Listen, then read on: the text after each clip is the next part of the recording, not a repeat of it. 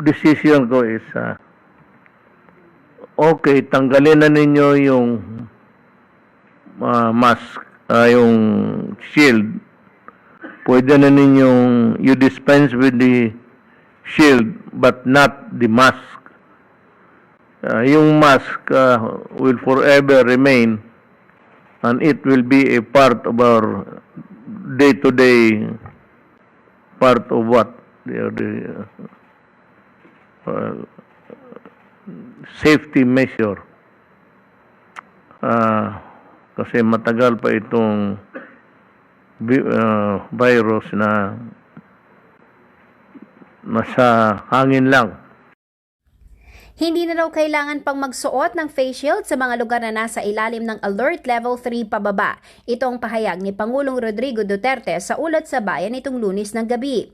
Inaprubahan ng Pangulo ang pagtapos sa mandatory na paggamit ng face shield sa mga nasa Alert Level 1, 2 at 3 ayon sa memorandum na inisyu ni Executive Secretary Salvador Medialdea sa Pandemic Task Force ng gobyerno.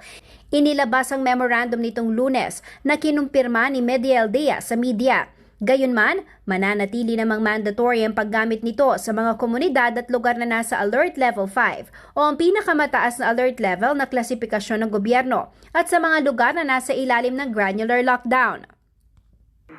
Yung face shield, ano na yan, pwede na ninyong hindi gamitin except dito sa mga lugar na Alert 5, Alert 5 na mga delikado, ospital, mga laboratory,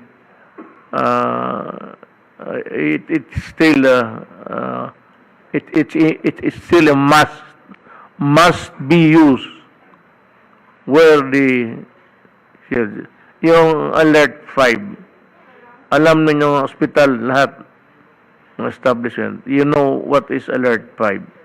Para naman sa mga lugar na nasa Alert Level 4, nasa LGU at private establishments na ang desisyon kung ire-require pa ang face shield o hindi. Pababa na ang COVID at yung mga positivity rate mababa na rin. Ang lahat bumababa na. It's up for us really to just take care na hindi tataas uli so that you will have to obey what government would tell you to do because it is for the good of the country and for you. Jennifer Salenga, CLTV News.